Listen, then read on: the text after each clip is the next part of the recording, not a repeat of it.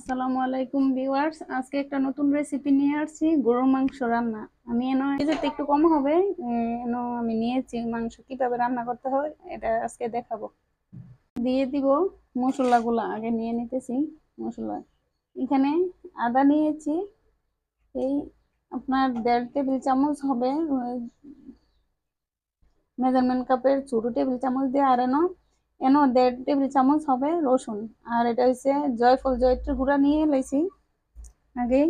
এখন দিয়ে দিব মাংসগুলা এদের সাথে।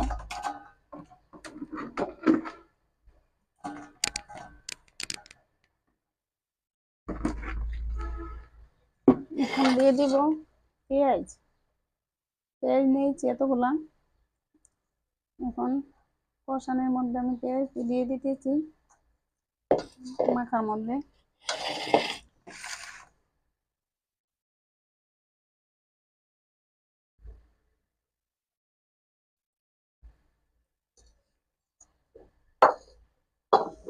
এখন দিয়ে দিব স্বাদ মতো লবণ। লবণটা যার যার মাংস অনুযায়ী পরিমাণ মতন, আমি 2 চামচ দিয়ে দিচ্ছি লবণ।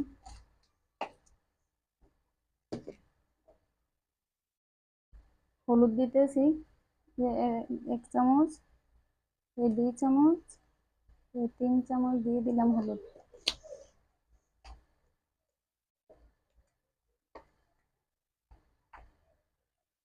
মরিচ গুঁড়া দিয়ে দিচ্ছি 1 টেবিল চামচ, আবার দিয়ে দিচ্ছি 1 টেবিল চামচ। এই 2 টেবিল চামচ মরিচ গুঁড়া দিলাম। এখন দিয়ে দিব জিরার গুঁড়া।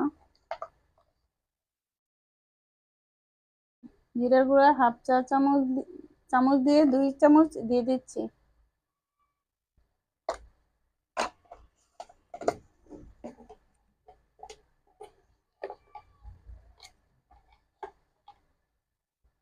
ধনিয়া 1 টেবিল চামচ, পুরোটাই দিয়ে দিই যা ছিল। 2 টেবিল চামচ।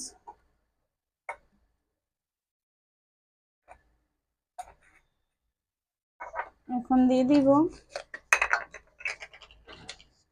গরম মশলার গুঁড়া, আগে 1 টেবিল চামচ আমি মাংসটা কাঁচা মাংসের সাথে দিয়ে দিই। 1 টেবিল চামচ কাঁচা মাংসের সাথে দিয়ে দিলে এটা মাংসের ভিতরে যায় মাখলে।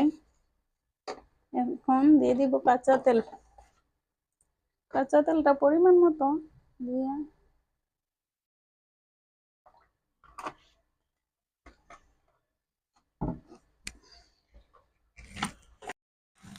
এখন এটি সবগুলো একসাথে মাখিয়ে নেব।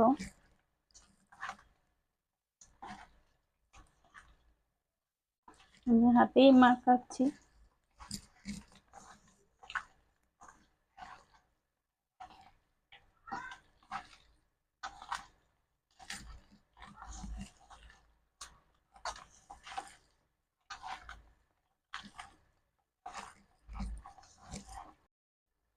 দেখুন এভাবে মাখিয়ে নেবেন, ভালো করে মাখিয়ে নিলে তাহলে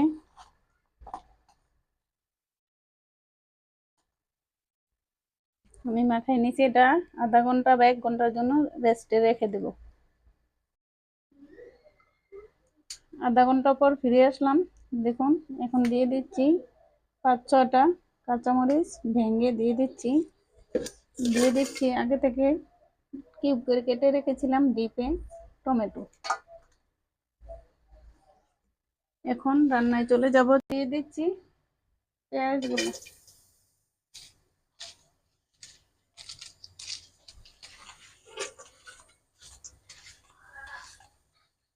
এখন 3টা তেজপাতা নিয়েছি মাঝখানটা ভেঙে দিয়েছি।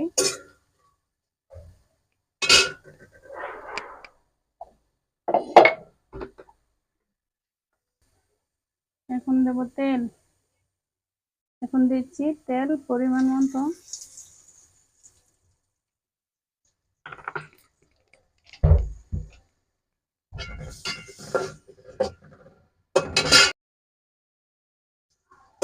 এখন দিয়ে দিব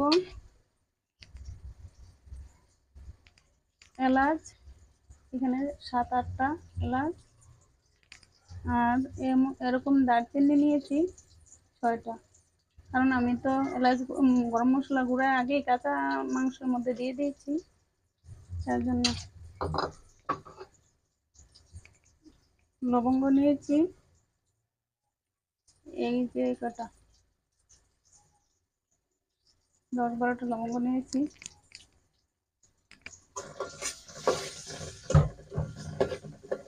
এখন বাদামি কালার হওয়া পর্যন্ত আমি অপেক্ষা করব। দেখুন কালারটা কিরকম হয়ে আসছে। এখন দিয়ে দিব মেথিগুলা, এতটুকু মেথি আমি দিয়ে দিচ্ছি। পরিমাণ মতো দিবেন, বেশি দিলে আবার তিতা হয়ে যাবে। এটা আর একটু বাদামি কালার হবে পেঁয়াজগুলা, তাহলে মাংসগুলা দিয়ে দিব। দেখুন এরকম কালার হবে পেঁয়াজগুলা, এরকম কালার হয়ে আসলেই দিয়ে দিবেন মাংসগুলো।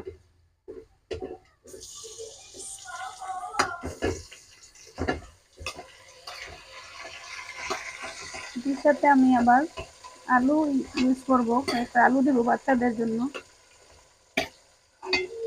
কিন্তু আলুটা পরে দেব, এখন না, পরে দেখাবো। কষাইয়ে নিই। আমি ওই মাংসটি যে মাখছি এটার মধ্যে একটু হলুদ মরিচ মশলাগুলো লেগেছিল, এটা ধুয়ে একটু পানি দিয়ে দিচ্ছি।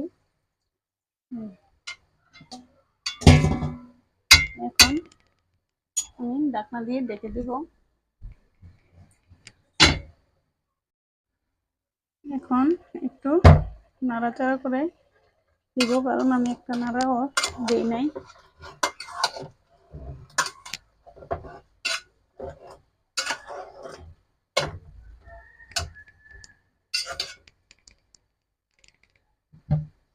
আবার ঢাকনা দিয়ে ঢেকে দিচ্ছি। এখন দেখুন আমার মাংসগুলা অনেকটা কমে গেছে, আর এমন তেল তেল ভাব হবে। আরও কষিয়ে নেব, কারণ গরুর মাংস যত কষাবেন ততই স্বাদ হবে।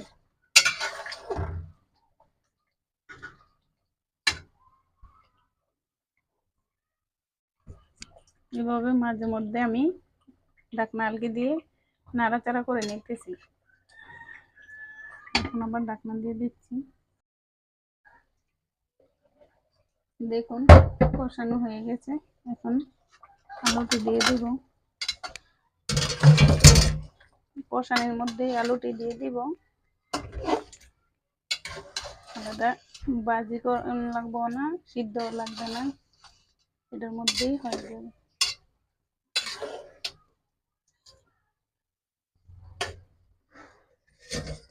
এখন আবার ঢাকনা দিয়ে ঢেকে দিচ্ছি। এটাতে 2 কাপ পানি দিয়েছি। দেখুন এরকম এখন মাংসটা সিদ্ধ হয়ে গেছে। আলুটা সিদ্ধ হলেই আবার একটু ঝোলটা আর একটু কমিয়ে নিলেই হয়ে যাবে রান্না। দিয়ে দিচ্ছি একটু গোলমরিচের গুঁড়া, নামানোর আগে দিতে হয়। সাদা গোলমরিচের গুঁড়া দিয়েছি আমি, কারণ কালোটা দিলে কালো হয়ে যায়। আর এখন দিয়ে দিব একটু টালা জিরার গুঁড়া 1 চা চামচ। আমার রান্না শেষ, এখন রান্না হয়ে গেছে, এখন নামিয়ে নেব। ভিডিওটা ভালো লাগলে সাবস্ক্রাইব ও লাইক কমেন্ট সব করে নেবেন। ভালো থাকবেন, আল্লাহ হাফেজ।